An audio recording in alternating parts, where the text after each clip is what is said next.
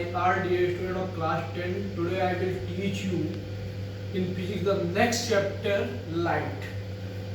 What is light? Light is a source of energy which gives us power of vision. जो हमें power of vision देता है. ठीक है, तो आप लोग कैसे लिखोगे? The light is a form of energy या the light is a source of energy. एक ही चीज होती है which gives us the power of vision, यानी जो हमें देखने की क्षमता देता है. जो लाइट की रे होती है एक स्ट्रेट पाथ में ट्रेवल करती है. स्ट्रेट पाथ में 1.2 अनदर अगर जाती है तो एक स्ट्रेट लाइन में जाती है. तो लाइट की रेज होती है जब 1 पॉइंट से दूसरे पॉइंट जाती है एक स्ट्रेट लाइन में ट्रेवल करती है. The wave of light travel in straight path when it goes from one point to another. ठीक है, जो स्पीड ऑफ लाइट होती है आपकी, लाइट की कुछ ना कुछ स्पीड होती होगी जब ट्रेवल करती है. Speed of light in air या वैक्यूम, जो लाइट की स्पीड होती है एयर या वैक्यूम में होती है वो होती है 3 × 10⁸ मीटर पर सेकेंड. ठीक है, फिर से एक बात ध्यान सुनना. हम जो नया टॉपिक पढ़ा रहे हैं वो लाइट पढ़ा रहे हैं. What is light?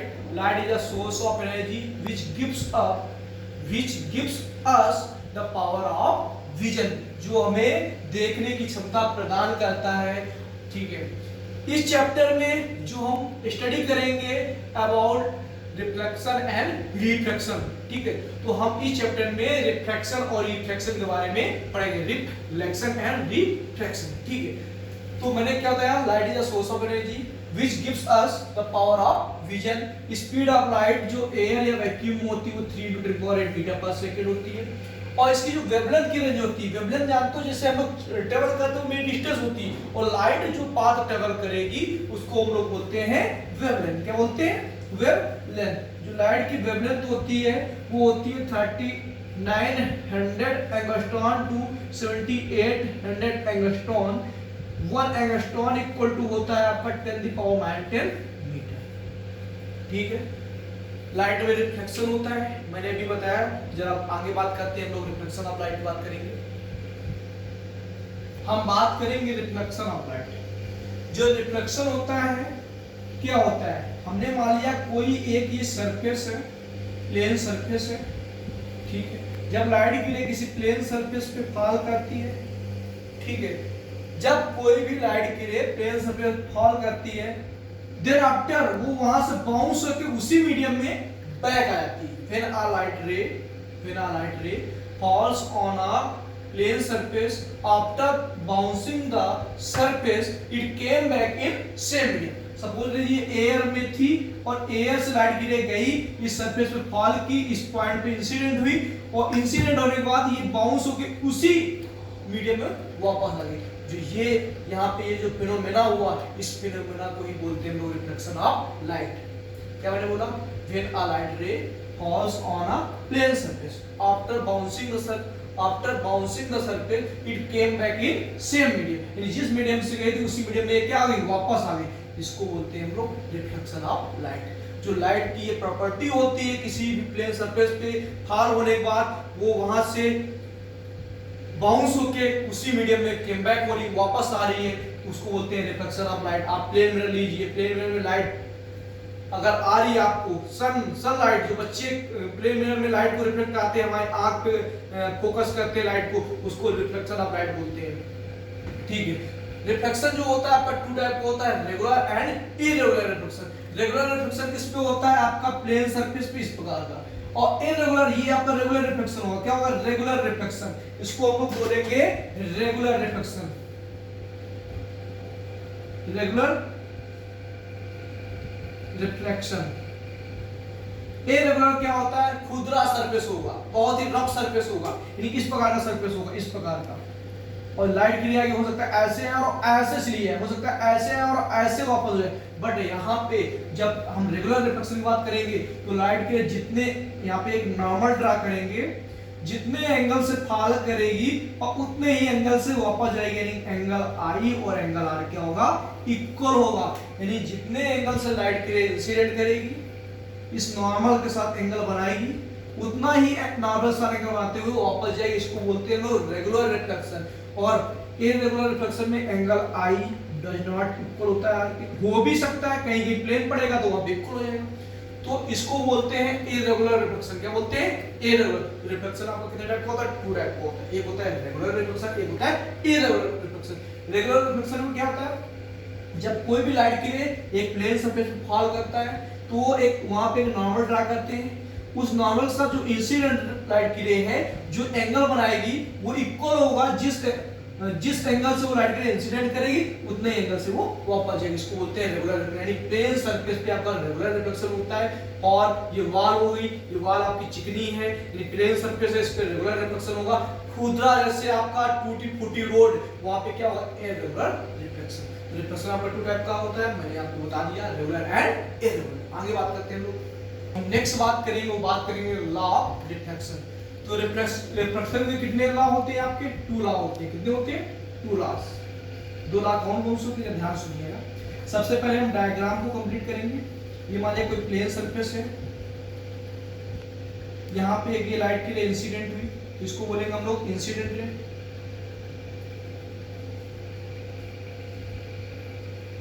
Then after यहाँ पे ड्रा करेंगे हम लोग एक नॉर्मल, और ये आपकी हो गई रिफ्लेक्टेड रे।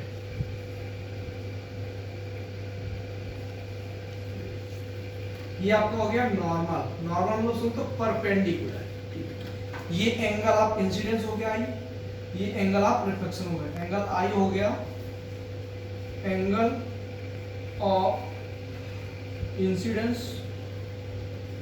और एंगल आर हो गया angle of reflection.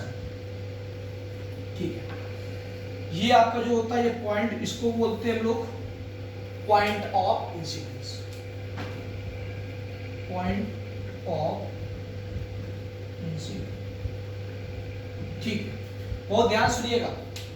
Law of reflection की बात कर रहे हैं, there are 2 law of reflection. First law जो होता है, बहुत ध्यान सुनिएगा, द इंसिडेंट रे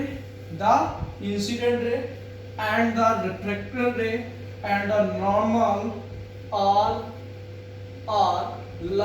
all are lie at a point of incident। तीनों जो रेस है आपकी किस पॉइंट पे लाई कर रही है? At a point of incident. The incident ray, the reflected ray and normal all are lie at a point of incident. ये आपका फर्स्ट लॉ हो गया, बहुत ध्यान सुनिएगा। There are 2 law of reflection. First law क्या होता है? The incident ray, the reflected ray and the normal all are lie at a point of incident. यानी तीनों की तीनों रे एक पॉइंट ऑफ इंसिडेंट पे लाई करती है। अगर आपने फिगर से टेबल बना लिया है तो आपको लॉ को याद करने में आपको कोई भी प्रॉब्लम नहीं होगी। सेकंड बात करते हैं, एंगल आई और आर आपको क्या है? इक्वल। यहाँ पे एंगल आई और आर क्या होता है? इक्वल। रेगुलर रिफ्लेक्शन में मैंने बताया था एंगल आई आर क्या होता है? इक्वल। तो the angle of incidence is always equal to the angle of reflection और प्लेन सरफेस। प्लेन सरफेस में आपका रफ सरफेस में आई आर इक्वल हो भी सकता है, नहीं भी हो सकता है, बट आपका प्लेन सरफेस में एंगल आई और आर क्या होगा? इक्वल। तो मैंने 2 लॉ बताए आपको। लॉ ऑफ रिफ्लेक्शन 2 होते हैं। फर्स्ट लॉ हो गया the incident ray, the reflected ray and the normal all lie at a point of incidence। second law हो गया the angle of incidence is always equal to the angle of reflection। ये आपका हो गया law of reflection। आगे हम लोग बात करते हैं, आगे हम बात करेंगे इमेज की। जो आपकी इमेज होती है ये भी 2 टाइप की होती है। एक इमेज आपकी होती है रियल, एक होती है वर्चुअल। रियल इमेज क्या होती है? जो स्क्रीन पे हम लोग फॉर्म कर सकते हैं उसको बोलते हैं real image, which can form on screen. जो स्क्रीन पे फॉर्म होती है उसको रियल इमेज बोलते हैं। जो स्क्रीन पे फॉर्म नहीं होती वो होती है आपकी वर्चुअल इमेज। क्या होती है? वर्चुअल। जो रियल इमेज होती है वो ऑलवेज इन्वर्टेड होती है। कैसी होती है? इन्वर्टेड, यानी उल्टी होती है, उल्टी बनेगी। और वर्चुअल इमेज जो होती है ऑलवेज कैसी होती है? इरेक्ट। ठीक है, जो घर में हम लोग मिरर यूज करते हैं, प्ले मिरर, वो हमेशा वर्चुअल में देता है, क्योंकि कैसी देता है? सीधी में देता है। तो कैसी में देता है? वर्चुअल में। आगे बात करें हम लोग टाइप्स ऑफ मिरर। मिरर जो आपका होता है वो 2 टाइप का होता है। एक आपका होता है प्ले मिरर, एक होता है स्फेरिकल मिरर। ठीक है, मिरर आपका 2 टाइप का होता है, एक होता है प्ले मिरर, एक होता है स्फेरिकल। लेकिन जो स्फेरिकल मिरर होता है इसके भी दो पार्ट होते हैं। पहला होगा आपका कॉनकेव मिरर और दूसरा होगा आपका कॉन्वेक्स मिरर। क्या होगा? Convex mirror.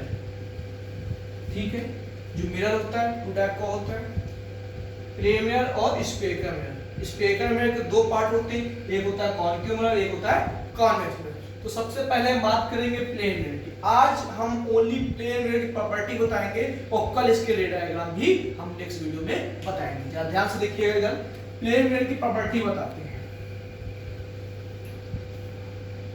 ये आपका प्लेन मिरर हो गया। ठीक है, प्लेन मिरर के सामने अगर कोई भी ये बंदा खड़ा है, मान लीजिए यहां से d डिस्टेंस पे खड़ा है और इस बंदे की जो हाइट है h है, तो इसकी जो इमेज बनेगी d डिस्टेंस पे ही बनेगी और उसकी हाइट भी उतनी ही रहेगी जितनी हाइट इस ऑब्जेक्ट की। आप लोग देखा होगा, आप लोग प्लेन मिरर के सामने खड़े होते हो, जितने आपकी हाइट होती है उतनी हाइट की इमेज बनती है। जितने डिस्टेंस पे आप लोग उस मिरर से खड़े होते हैं उतने डिस्टेंस पे इमेज बनती है। तो प्लेन मिरर हमेशा आपको देगा always form virtual erect and equal size of image.